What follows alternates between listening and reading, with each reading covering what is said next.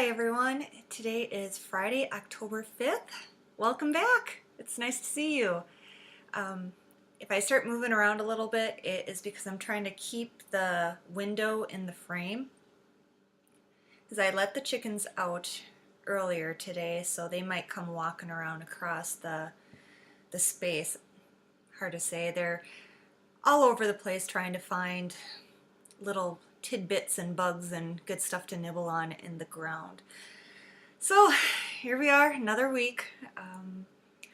Yeah, and no sun, unfortunately. It's been raining since who knows what time last night. There was a short break this morning and I ran out real quick and loaded up some wood in the trailer to load into the house. And it's a little bit cool. I've got the house really toasty warm. Yeah, so first things first, what is on the needles? In my bag, I am still moving along on my vanilla sock in the Knit Picks Felici colorway Countess, mostly purples. I am halfway down the foot. I have kind of set this aside thinking I would work on it during free time at work, and if I went traveling anywhere I would have my husband drive so I could knit. I haven't gone much anywhere this week, so that has not gotten as much love as I would have liked. What has gotten most of my love this week, riding in my bucket bag, is my baby surprise jacket made out of Lion Brand Mandala yarn. Let's see here. Mandala yarn in the Gnome colorway. And I am almost done with it. I feel like I am so close to being done. Look at that. I am, let's see, I'm over 100 rows, 108 rows, and I think there is 115 or so rows, so yeah, I'm in the home stretch. And then I get to choose buttons, and I cannot wait to see how this turns out. I have already been kind of doing the fold thing. I'm trying to do it right now to see how it will look when it's completed, and I'm not getting it right for some reason. But anyways, I know the orange will be in the top. Oh, nope. Will be somewhere in the top, and I am in the green right now. This is what I have left for the colors. I'm almost done with let's see, this color green. Oh, that is not showing true, unfortunately. I was hoping some of the really girly colors would show up in the fabric, but it looks like I'm going to have quite a bit left over, and maybe I'll use this to start either a hat or maybe start another baby surprise jacket. We'll see. I do have a finished object. See, my Lakeshore scarf by Mara Jessup, made in the Knit Picks Stroll Fingering, Great Lakes hand painted yarn, is done. Oh, I love it. I love how it turned out. I blocked it this weekend. I cast off on Sunday, washed and blocked, and Mara's right. The points pop, and I am so glad I went with a wool yarn instead of the acrylic like I was originally planning to start out with. The ending to this didn't go as smoothly as I would have liked. I started seeing the home stretch and I started getting really excited and started working really fast, and You know, when you work fast, you get a little bit careless and then mistakes happen, and I've had to rip back a couple of times, uh, like 3 inches at a time. Unfortunately, something happened where my stitch count went off, so the yarn overs didn't line up. So I had to rip back, and I ripped back rather than trying to tink it all the way back. So I'm getting a little bit more brave about doing that. But end result, and at some point I messed up another count, so the final point isn't perfect, if that makes sense. And actually I can't tell which end was the final end because I bound off and sewed in the ends. But yeah, it's done, and I'm so happy. Whoop. It's still doing that curling thing though. I'm not sure how to stop that. But in the meantime, enjoy it. I haven't worn it to work or anywhere yet, just around the house. And wearing blue and trying to show this off probably wasn't the best thing to do. So, yeah, I'm so happy to be done with that. So I have other projects in mind. And let's see. I put an order into Knit Picks a couple weeks ago, and I haven't ordered from them in well over a year. And the last thing I had ordered was sock yarn. And this time I decided to put an order in for 3 projects worth of yarn. Let's see, what do I want to do? I want to show you the yarn first. This, I got a sweater's worth of yarn, Knit Picks Wool of the Andes Superwash Bulky in Garnet Heather. And the pattern that I have matched this up with is the Leah pullover sweater. That's not the best picture. I fell in love with this pattern when it first came out, oh, so many years ago. Let's see, Knitty Deep Fall 2010. So I've been admiring this pattern for quite a long time. But when it came out, I didn't know how to cable. So I guess this is the pattern that kind of inspired me to learn how to cable. There's no other pictures. I'll have to, well, a link to it will be in the show notes. Needless to say, I love that pattern, and I couldn't see myself making it in black even though I love black.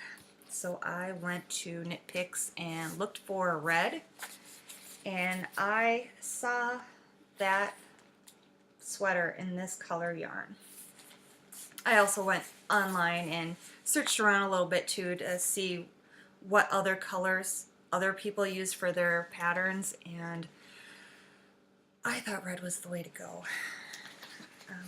And so I've got, sorry for the crunching, 1, 2, 6 skeins of yarn for that, and it should be more than plenty. And then the next pattern that I want to make, that I guess I realize it's a cable-y week, also off knitty.com, is the Mosey leg warmers. And it's something I've wanted to make ever since I first saw it when it first came out. Let's see if that shows. And I decided I did not want to do it in the color in the sample, so I chose green, which it maybe doesn't look quite green. It's like a grass green. Well, actually, Wool of the Andes in the grass colorway. And I've got a lot more yarn for that, it feels like, for those leg warmers. And the last thing I got was Wool of the Andes Superwash Amethyst Heather. In one of my Facebook groups, a sweater knit along was mentioned, and I thought, if we decide to do this, I'll have the yarn ready to go. And purple is one of my favorite colors. And there was a pattern from Knitting Pure and Simple that was mentioned that I think would look good in this one. Now I don't know if we'll use that pattern, but I'll have it ready to go. So that was all the fun stuff. And I probably won't order yarn again for another year or so, because I'm not a big yarn buyer, even though my stash would say otherwise. But I know compared to some, my yarn stash is tiny. Today I'm drinking hot chocolate in a cup given to me by my coworker for Christmas. Okay, fiber stuff's done. I didn't do any spinning this week. I've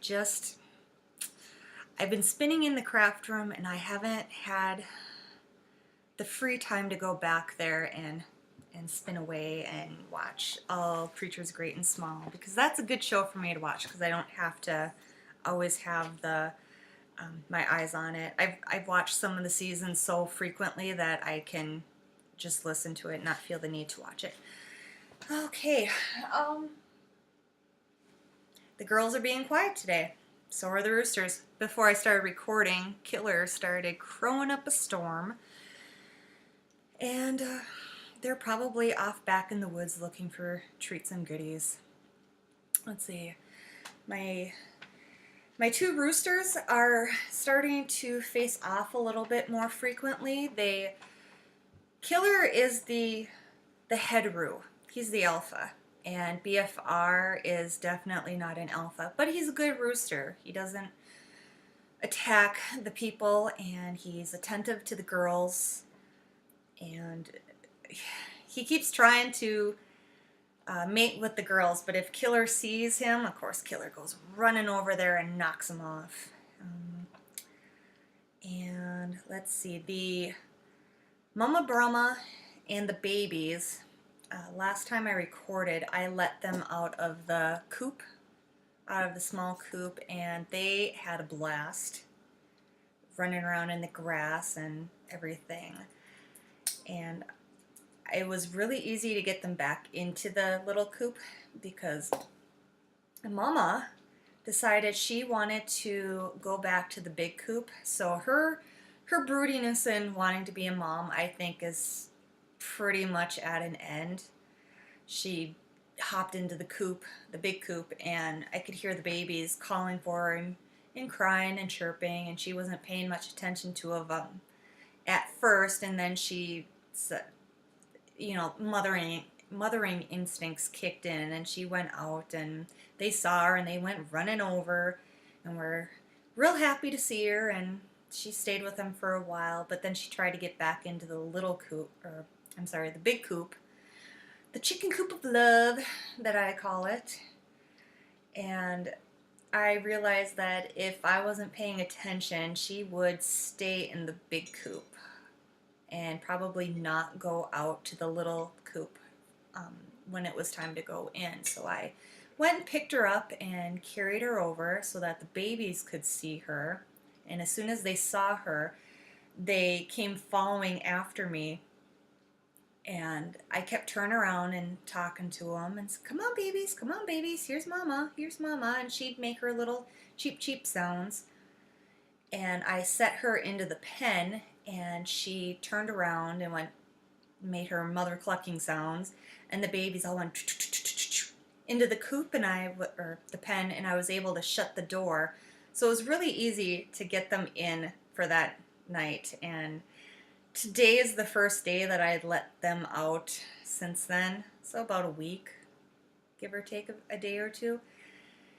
And I didn't let the big girls out. I just let the mama and the babies have a chance to run around the yard by themselves. And she right away went running over to the big coop and hopped up the stairs and was standing at the doorway like, okay, I'm ready, let me in. And of course the baby started Skyping a little bit, and she went back down to them. But I think she is ready to be done, and now I have to think about how I'm going to get them babies weaned away from her, if that's even a thing. 'Cause I've read a few stories about, you know, when chicken moms are done, you know, the babies are old enough and they're tired of being a mom and they rejoin the flock, which, interesting to me, the other girls haven't tried to henpeck her or assure her of her place being down at the bottom of the pecking order. They've just kind of accepted her right back in and haven't made much of a fuss the few times I've seen them interact. But this is something I did not think of when the babies were just first hatched. So they're too small to go up the stairs into the big coop, so they might still have to spend some time in the little coop, which is going to be hard, I think. But I guess, you know, so much about chicken raising is hard. So, let's see.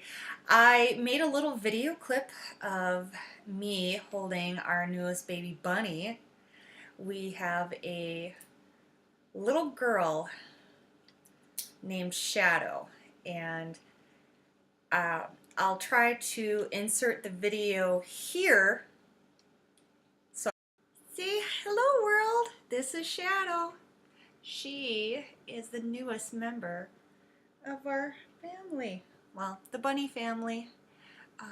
We went out to the Ulu corn maze this weekend, and one of the gals that runs the place had some bunnies out in a hutch, and this little girl was one of them. My son fell in love with her right away and started asking if he could get another bunny. And I emailed my husband, and he said only if we get a girl, because we already have 2 boys, and those guys just, it's enough testosterone for the hutch. So we got this little wee one, and she is so sweet. She's just a little lover, and she is content to just sit by you and snuggle up in blankets. Of course, we haven't had her in the house for very much since it's so, it's fall, and she needs to spend time outside so she can build up her winter coat. She's so sweet. See just how well she just sits there, and she's so good. The boys have loved having a new addition to the hutch, as I'm sure you can imagine, and for a while there I was a little worried that they were never going to stop introducing themselves to her. But now they all run around in the hutch and chase each other and sit next to each other and groom each other, and they're getting along really well. So, just had to share. I'm not repeating myself, and then it's me holding her from earlier this morning, so wish me luck that I can get that figured out. I think it should be fairly easy. And let's see, the last few episodes I've talked about the size of the eggs with the babies and versus the adults, and I keep forgetting to grab the eggs, and I forgot to grab them again, but I remembered to talk about them. So I think what I'm going to do is hit stop here, grab the eggs, and then start a new video, because I can see that I don't have a way to pause the video, unfortunately. So pause. I am back. Here is an Americana egg. The girl is a couple years old, maybe 3 years old at the most. And here is an egg from one of the babies. And this isn't the smallest that we've had them. They've been about half that size too when they first start laying. So quite the difference. And I learned that some people consider the baby eggs, the first eggs, a real delicacy, and I've read somewhere on the internet that they go for a much higher price than regular eggs. So, yeah, quite the difference. I didn't think to weigh them though. But oh, which reminds me, I weighed what was left of my yarn from the lakeshore scarf.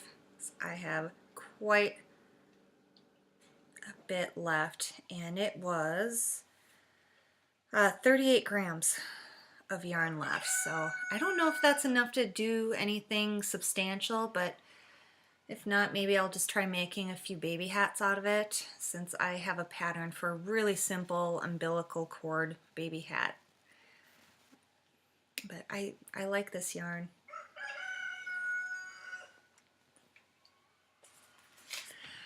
Okay, in the kitchen, I have tried a couple new recipes this last week.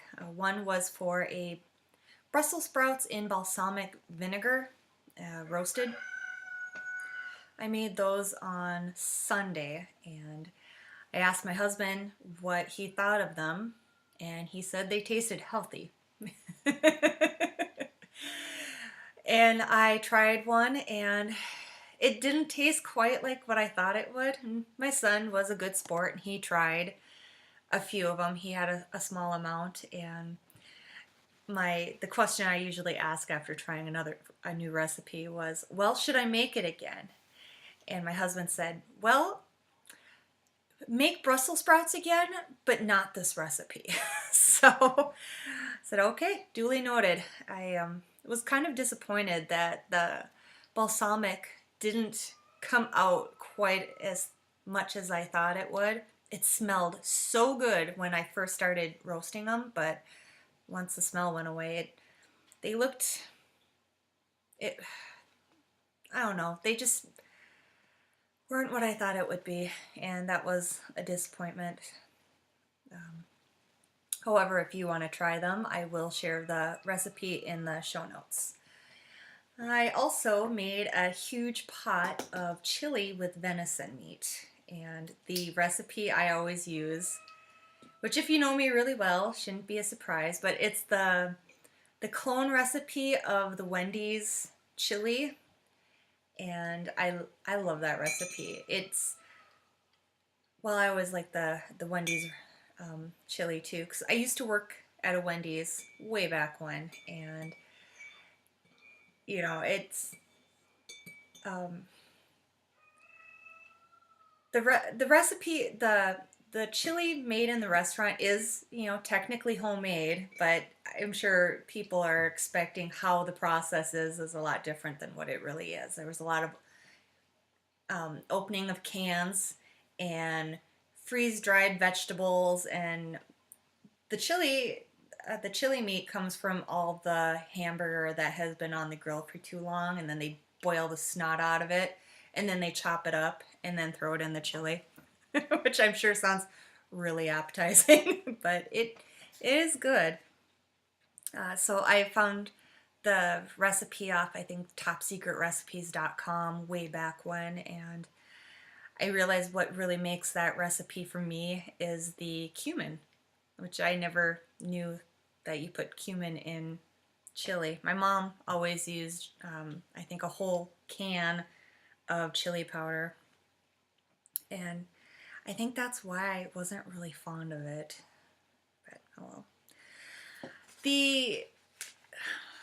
We've had one nice sunny day this last week, and I had been waiting for good weather to take pictures of the fall colors, and I have not taken them off my real camera yet. I still have a digital camera, and my son likes to tease me about it. But I took pictures on the way home one day, I think on Tuesday, and then the next day it was absolutely gorgeous and sunny out, and I thought, rats. And then yesterday, no wait, one day this week overnight, we had really high winds, and the weatherman said that the top gusts were 50 miles per hour. Well, now a lot of the trees have lost the leaves, so that I'm glad that I took the pictures when I did. I just need to pull them off my camera and load them. And I'm not sure how to do that for the blog because I took a ton of pictures. And depending on how many come out, I don't know if I want to just do picture after picture after picture on the blog, or if I want to try my hand at making a video slideshow. I I used to do that a long time ago with different software, and I've never tried it with the software that I'm currently using to make these videos, which is iMovie. And I really wish I had hooked my mouse up to the keyboard because I keep moving up to take the screensaver off. Let's see. Wednesday, I think it was.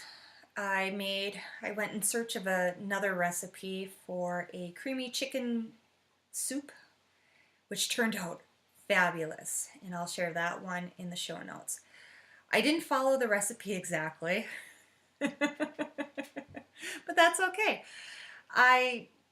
Let's see, I followed it almost true, but it called for fresh herbs and spices, and of course I don't have those, so I just kind of sprinkled some of the stuff in as I thought would be enough, and it smelled really good cooking. And then I had to go to my son's conferences, and when I came back, my husband had thrown in a can of cream of mushroom or cream of chicken, I'm not sure which, into it to make it more creamy, and yep, that was like the missing thing. Even though it smelled divine, I actually hadn't tried it before I left. So I don't know how good it was before he did that, but yeah, I don't mind when he doctors up my stuff because usually it turns out better. Let's see. I realize I'm kind of bouncing back and forth between a few things, but uh, it's been raining. It's supposed to rain tomorrow, I think, which is kind of putting a kink into my plans for the what I want to do for fall cleanup. I want to clean up the yard and blow the leaves out of the rock gardens and whatnot, but it's hard to do anything when the leaves are sopping wet, and the leaf blower is not going to blow them off. I also need to clean up the garden, which I still need to pull the carrots out, which my son asked me this morning if we had done that yet. Of course, no.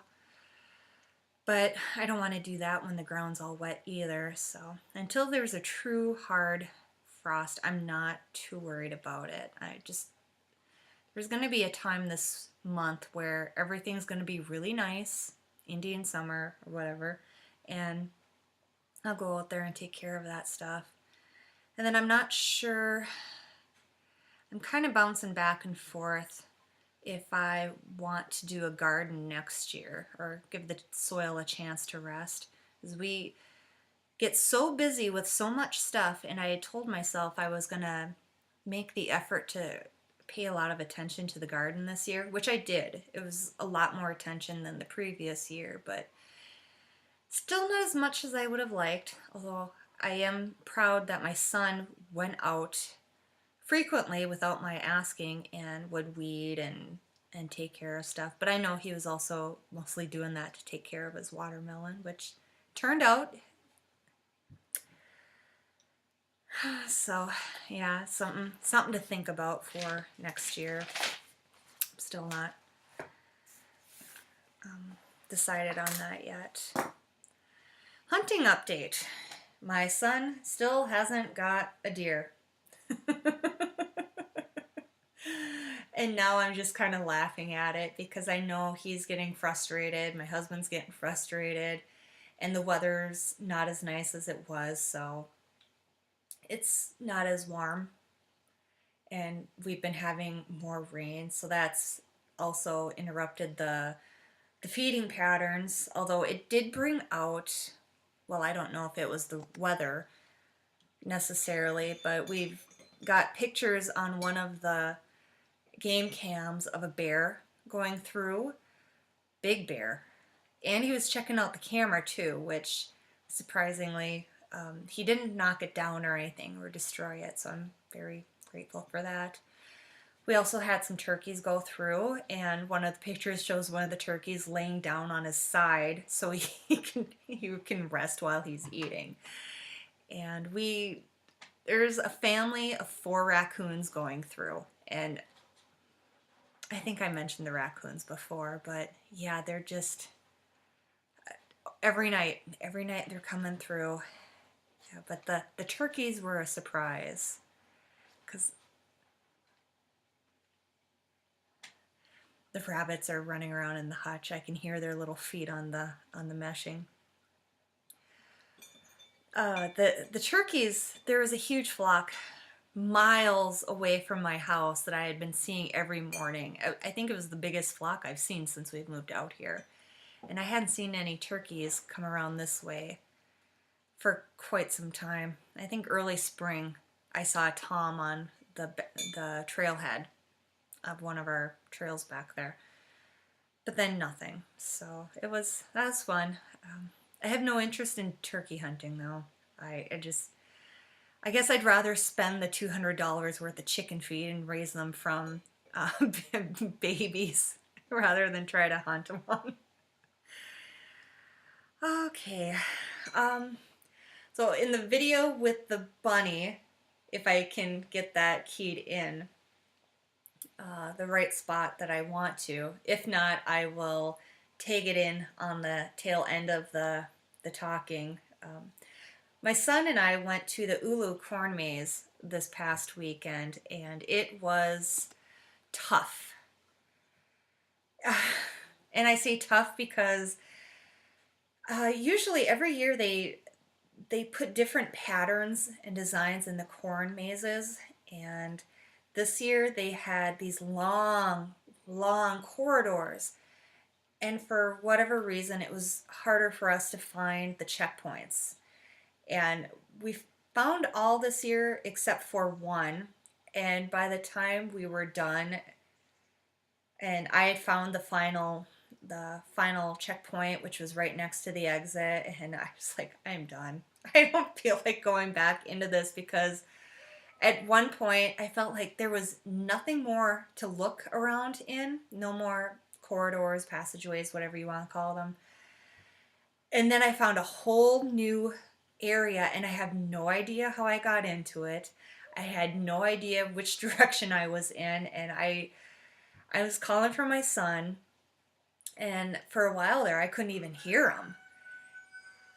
And then it turned out that he was on he had walked way back to find this other checkpoint, and that's why he couldn't hear me, so he wasn't responding. And for the most part, we had the maze to ourselves. We were the first people there, so we were the first people out on the hayride. They decided to be heard now. So we were calling to each other and asking, do we still need this checkpoint? Well, I was the one that was saying, do we still need this checkpoint?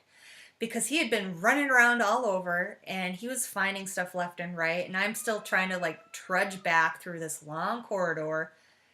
And when he's going, yeah, we have that one, yeah, we have that one, I'm like, okay, I'm done. I'm ready to leave. And in fact, when he went back to find the last checkpoint, I just like crashed right through the wall of the corn maze and walked on the outside to find the exit. And I think I have the magnet up on the refrigerator. I'm gonna try and grab it real quick. Come here.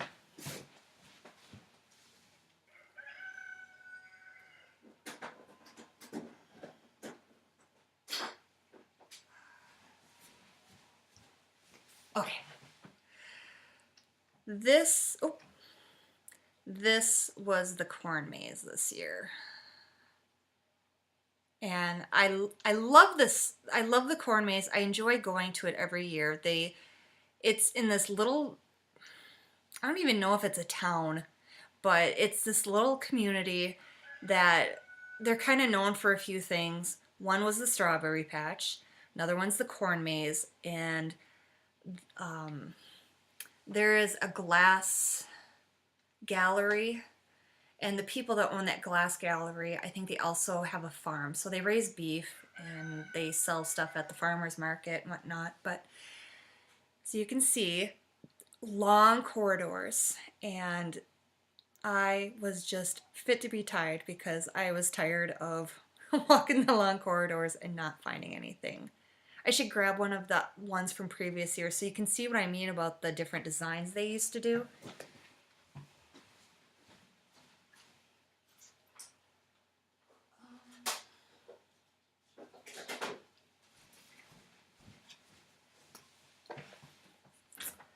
This one, see, they've got the national flag, tractor. I can't remember what else was supposed to be in there. And then this one had the Halloween theme in it, so you can see the bat and the spider web. And it's just a really beautiful little area, and it's literally out in the middle of nowhere, and terrible cell phone service.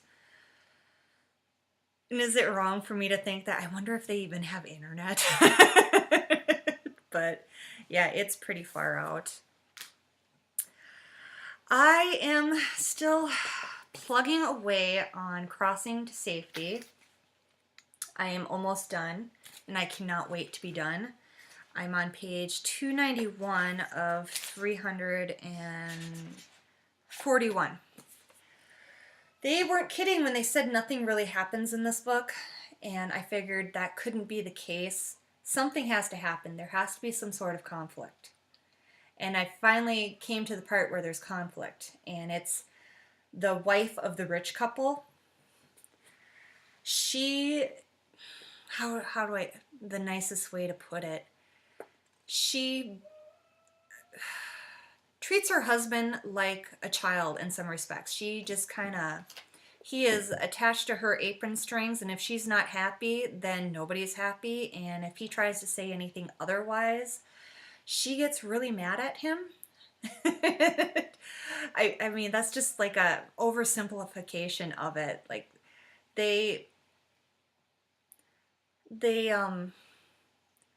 he didn't get his tenureship at the college they were working at, and she had like a breakdown for 2 or 3 months and had to go to a sanitarium because she couldn't handle the fact that her husband failed.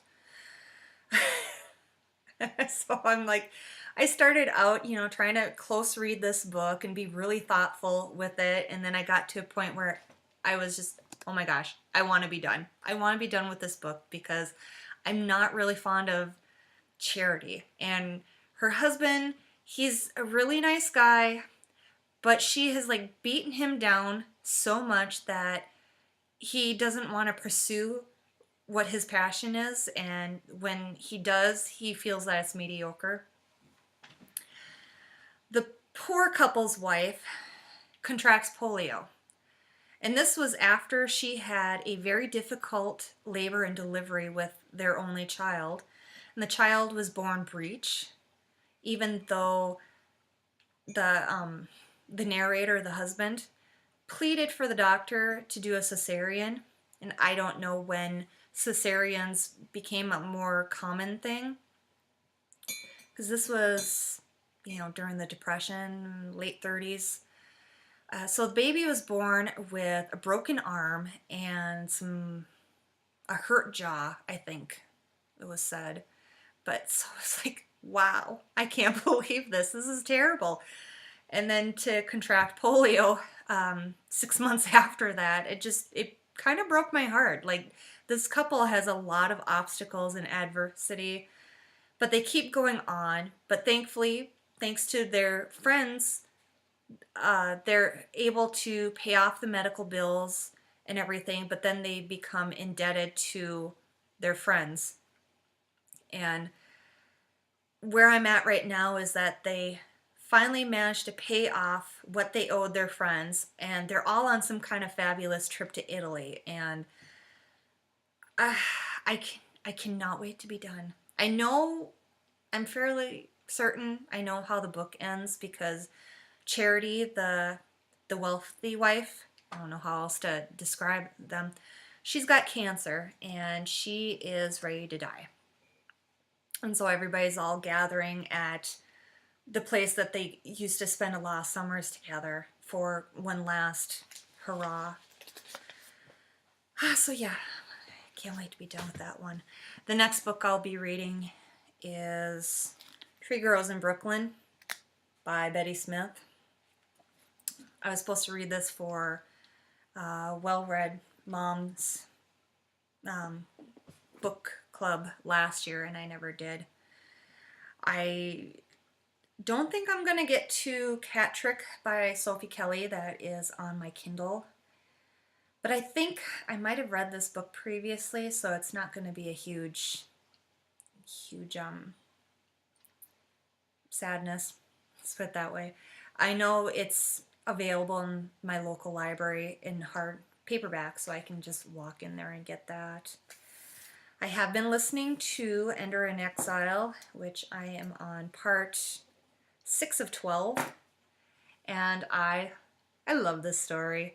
It's the war's over.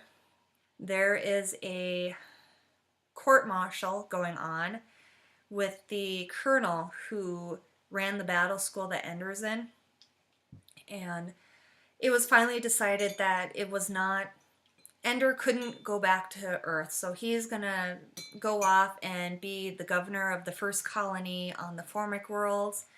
And there's a mother and a daughter who, the mother says she wants her daughter to do better than her, so she wants her to find a man with prospects, and she figures the best way to do this is to start fresh on a colony, and even better that Ender and her daughter are the same age.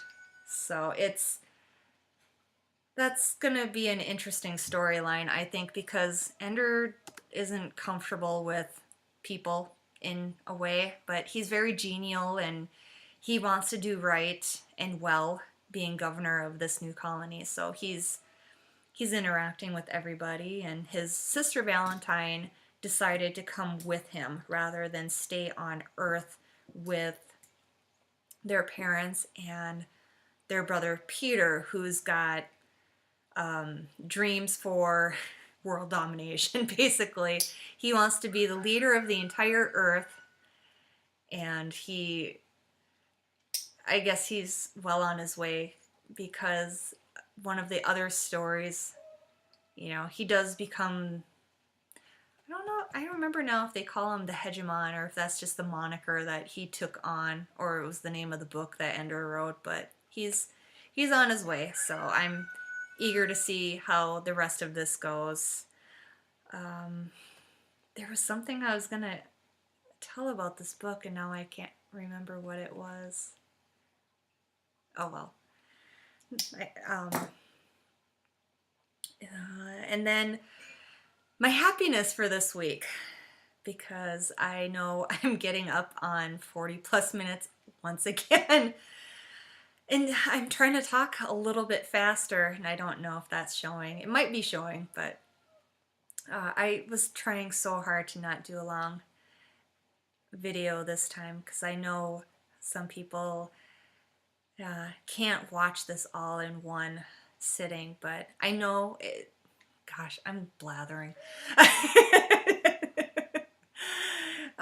Once you get past a certain point, video length on YouTube, you can pick right up where you left off watching. So I guess maybe I should be just kind of sitting back and taking my time and having a sip of hot chocolate.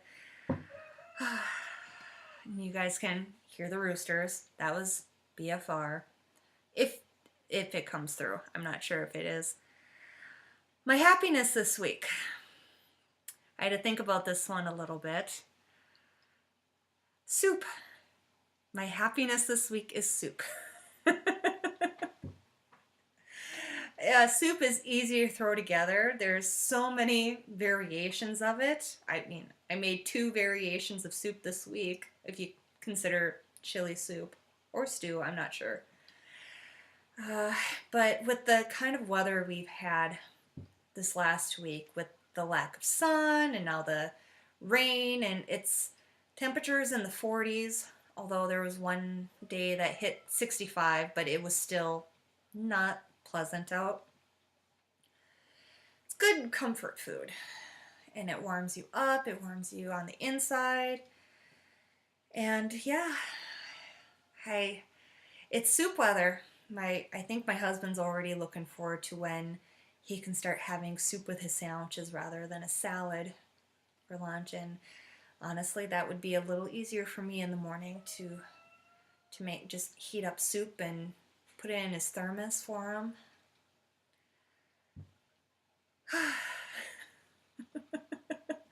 Trying to think if there's anything else that I have to say, and I'm not sure. My only regret is that the chickens weren't more verbal for you this week, so. Oh, until next time, have a great week, and stay warm. Bye.